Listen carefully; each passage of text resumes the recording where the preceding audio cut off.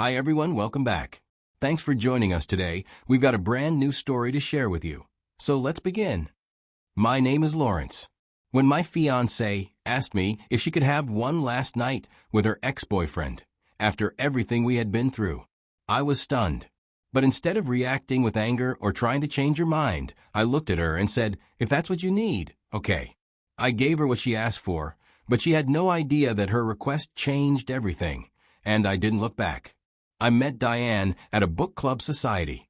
But even in that mix, Diane stood out. There was something in how she carried herself. At first, I thought maybe she just didn't like people. Every time someone tried to make small talk, she kept her answers short, polite, but cold. Still, I found myself watching her curiously. She wasn't easy to read, and that made her all the more interesting. The first time I spoke to her directly, it was during a post-meeting discussion about a book we had just read. She had made a point I really liked, and I used that as my opening. She didn't give me much in return, barely more than a nod and a quick thanks.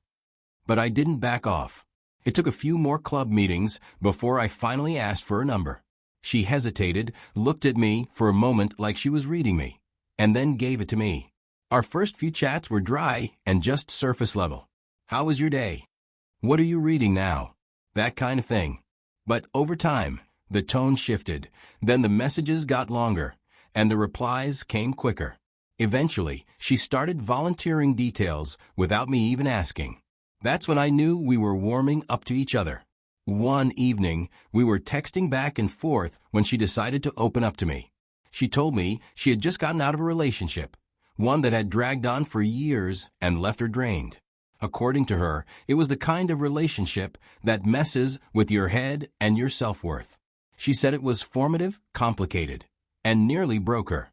She wasn't fishing for pity, though. It didn't feel like she wanted to be saved. She just wanted to be honest about where she was emotionally. She told me, clearly, that she was done with anything shallow. If something wasn't real, and if it didn't feel authentic, she didn't want any part of it. She'd been through enough and was tired of pretending. I respected that. I told her I wasn't looking to play games either. My intentions with her were pure. I wasn't trying to rush her or force something she wasn't ready for. I said, if you're not comfortable, that's fine. We move at your pace or not at all. She replied with something simple like, thank you for saying that. That little exchange became the foundation of whatever it was we were building. After a couple of months of spending more time together and slowly letting our guards down, I began to believe Diane had truly let go of whatever emotional ties she had with her ex. She didn't bring him up anymore. Her energy around me was lighter. She laughed more, and she wasn't as distant as she was in the beginning.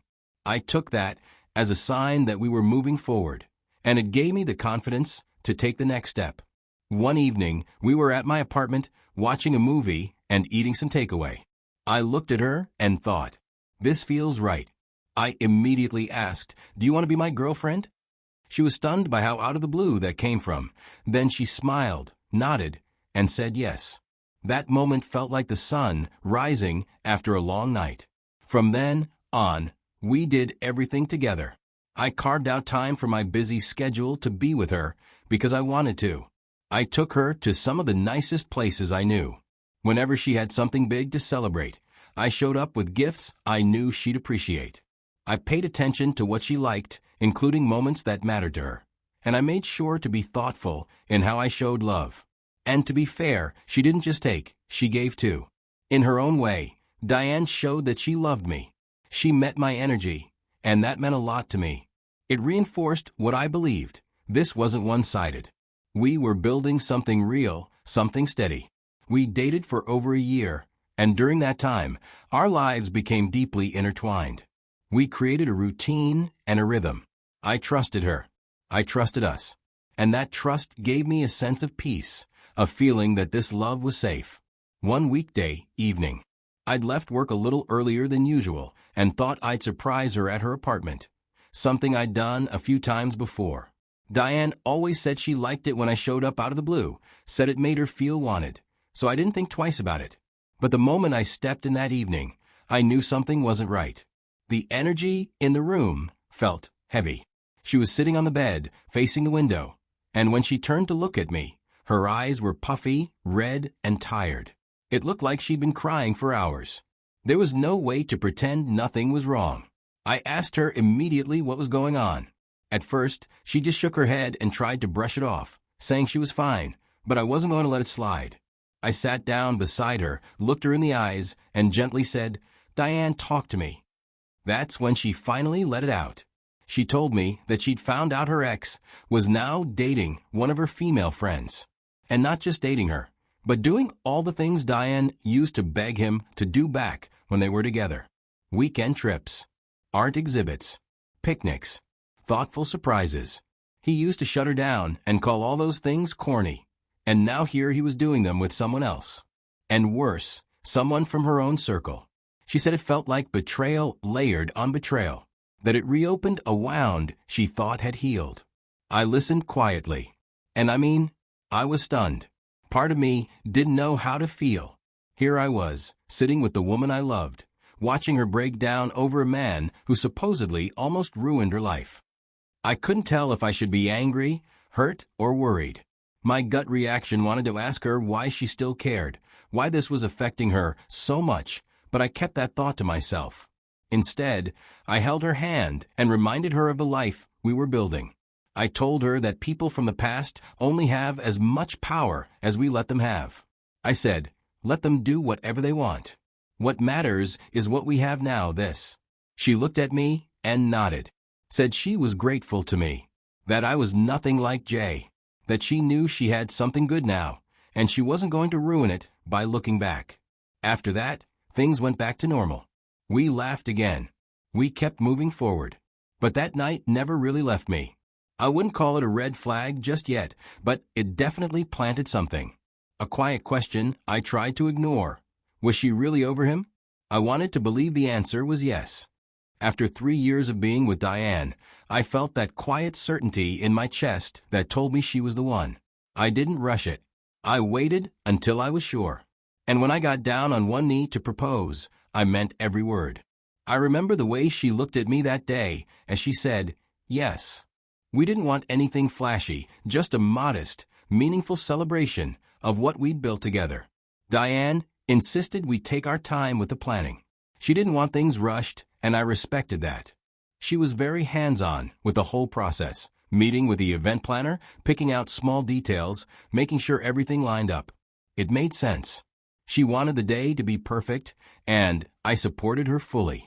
But as the date started drawing closer, I would observe more than once that Diane's mind seemed somewhere else even while we were talking.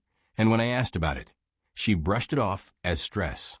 Said weddings were overwhelming, and she just wanted everything to go smoothly. I didn't push. Who doesn't get a little flustered before their big day, right? I also didn't want to create a problem where there might be none. I trusted her. We'd been through too much for me to start second-guessing things now. It was about a month before the wedding. Diane had come over to my place to spend the weekend as usual. I had taken her out to her favorite restaurant that evening, this little Thai place she always raved about. She was in high spirits and everything was perfectly fine. After dinner, we got back to my apartment, took off our shoes, and started cleaning up a bit like we usually did on quiet nights in. Her phone was lying on the bed, screen up. When I was walking past it to grab something from the dresser, I saw a message flash across the screen. Just a notification preview. And that's when I saw the name, Jay. Now, I wasn't born yesterday. I recognized that name instantly. Jay was her ex. I didn't get to read the actual message, but that was enough. So I asked her, "Why is Jay texting you?"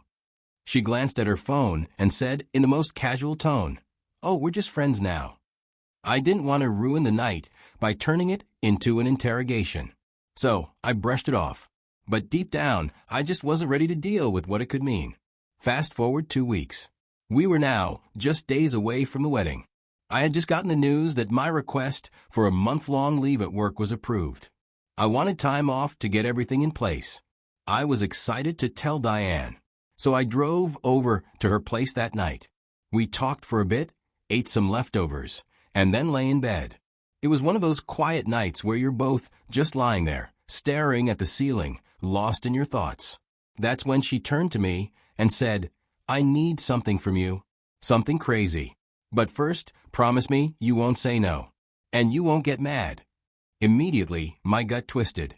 When someone starts a sentence like that, nothing good ever follows. I didn't answer her the way she wanted. I didn't promise anything. I just said, "Go ahead. Tell me what it is. If it's something I can do, I'll do it." She looked hesitant, like she was still weighing her words. But eventually, she let it out.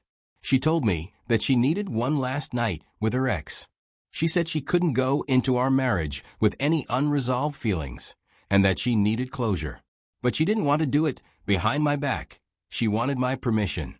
In that moment, there were so many thoughts flying through my head at once, I couldn't even form one complete sentence. I just stared at her. Because the truth is, when a woman hasn't let go of her ex, things like this happen. Sometimes it slips out in a conversation like this. And I realized then that even if I told her no, there was nothing stopping her from doing it anyway. She could meet up with him behind my back, call it closure, and I'd be none the wiser.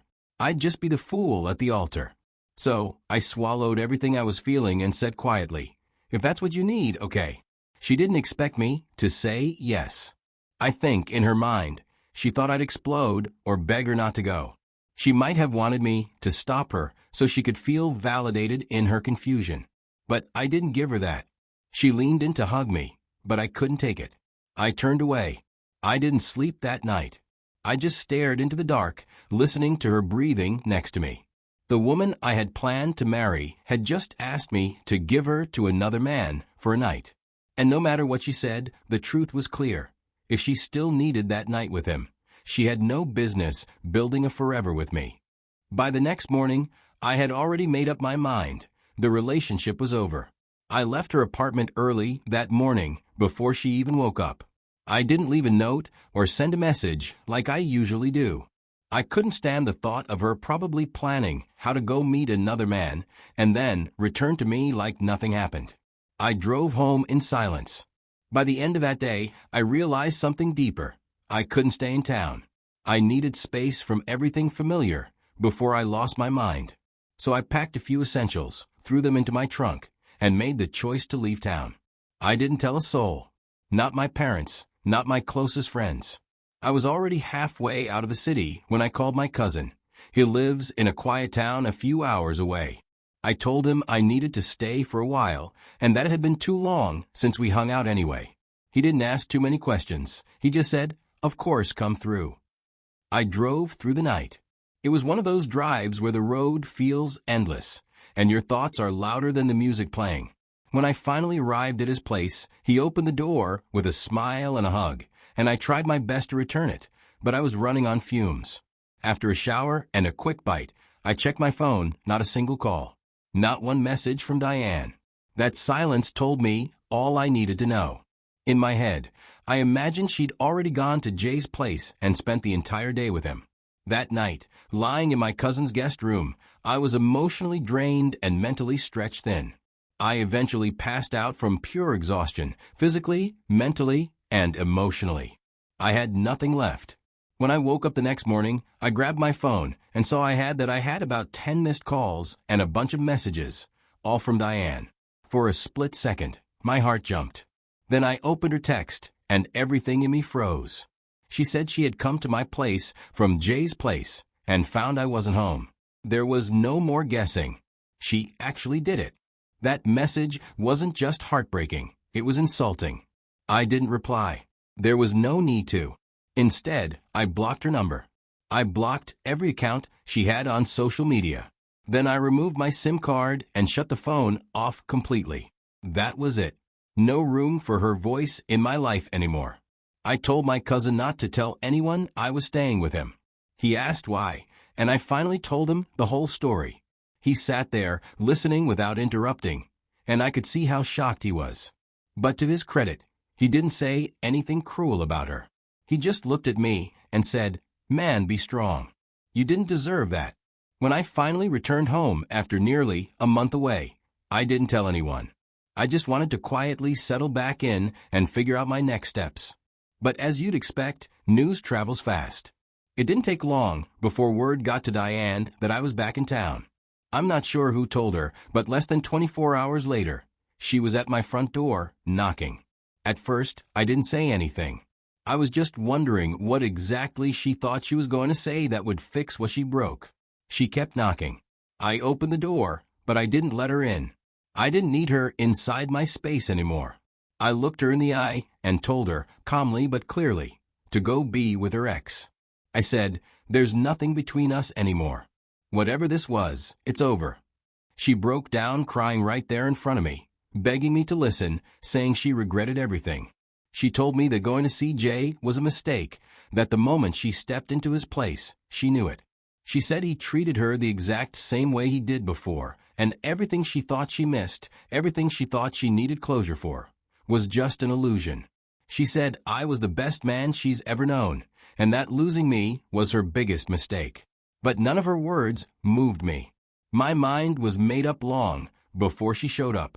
I let her talk, but I didn't respond the way she was hoping. There are some things you just can't walk back from. She stood there in the hallway for a while, hoping I'd change my mind. I didn't. Eventually, I closed the door. But she didn't stop there. Over the next several days, she tried calling me using numbers I didn't recognize. I'd answer, thinking it was work or maybe a friend, only to hear her voice on the other end. Or she'd send messages from other people's accounts, pleading, saying she still loved me, begging me to give her another chance. But I was done reading texts that made me feel like an option. I blocked every number and every account she tried to use. I had already removed her from my phone and my life. Here's the thing. I know there was no peace waiting for me in a relationship where I had to wonder if I was someone's second best. She made a choice. She prioritized her past over our future. And that's something I could never forget, even if I wanted to forgive. So that's it. Thank you for watching. Stay strong, stay grounded, and don't ever settle for being someone's second choice.